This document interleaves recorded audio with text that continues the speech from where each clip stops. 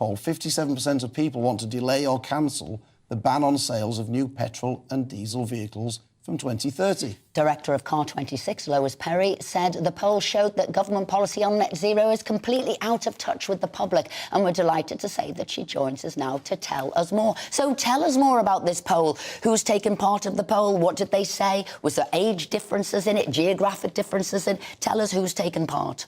Well, there was about 1,500 people that were polled by YouGov across all the age ranges, and Brexiteers and Remainers and everybody, basically. And, yeah, 57% of those expressed an opinion want to either delay or cancel the ban. So nobody wants it. Well, people do want it, but the vast majority don't want it. But what was very interesting, Esther, was that young people who previously have been really pro the ban coming in 2030, that's actually dropped from last year's 72% to 51% this year. Now, we're being constantly told that young people are really pro-net zero and they love it, and this is showing that that's not the case at all. I mean, I'm surprised... Why do you think it's moved so significantly in the last year, and why do you think it's lots of young people who are now saying, oh, rethink these policies? Well, I think young people are seeing the impact. You know, they're seeing that the cost of living is going up and it's actually impacting on them. Young people live on electronic devices, and the price of electricity is going absolutely through the roof because we don't frack.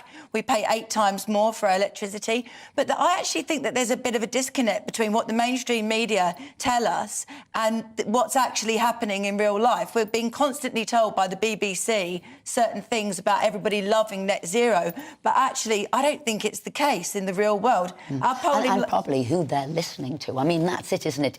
Everybody has a self-selective audience. Absolutely. And if they're not absolutely tapping into all the regions, all the people, all sort of socio-economic backgrounds, this is the disparity here in the results, isn't it? No, absolutely. And if you look at our polling last week that we did with regards to a net zero referendum, it's actually 62% want a net zero referendum. And again, 56% of young people 18 to 24 last year wanted a net zero referendum, and that went up this year to 78%.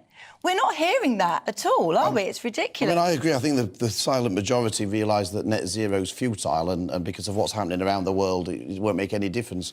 But on this referendum thing, I mean, what question would you ask in a referendum? Well, you could certainly ask the question, should we have a pause on net zero policies whilst there's a cost-benefit analysis being carried out, because that actually hasn't been done at all. It's ridiculous. And also, while China are building coal-fired power stations, why should we be pursuing net zero policies at all? I mean, I agree. I mean, I voted against the Climate Change Act in 2008. Good for you. Maybe that could be the question. Should we revoke the Climate Change Act? But what I don't understand about the referendum thing is, if you say, you know, should we have net zero, and people vote no in a referendum, the bit I don't understand is what then the government is mandated to do. Because if you then wanted to pursue a policy, not because of net zero, but for some other reason that would reduce carbon emissions, would they be banned from doing so because the public had voted against a net zero? Well, then you could have, as part of the question, whether CO2 reduction policies should be pursued at all.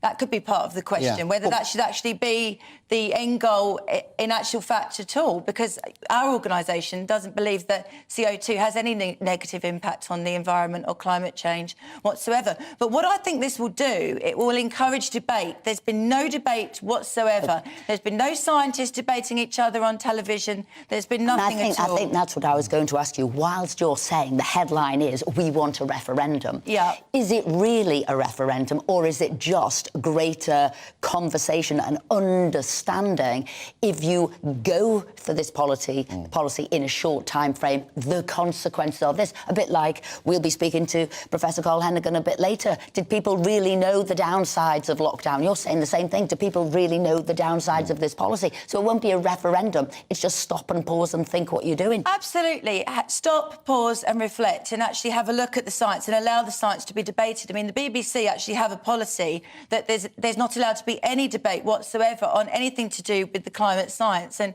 we all know from COVID that modelling is totally way out a lot of the time. This whole thing has been based on modelling. And if they push us all into electric vehicles, if you actually look at what's going on in Switzerland at the moment, they've announced yesterday that electric cars are going to be banned from the roads when there's power shortages or when, there's pressure on the grid. So it's Lois, you brought a brilliant point to the forefront, and I think understanding what we're heading towards is really important. I think the public are way ahead of politicians on this, as they usually are. Yeah, absolutely, like with Brexit. Exactly, absolutely. And so thank you for joining us and putting these issues out there for people to hear. I'm sure lots of people agree with you. And I'm sure they'll be emailing us in. Well, we've all been gifted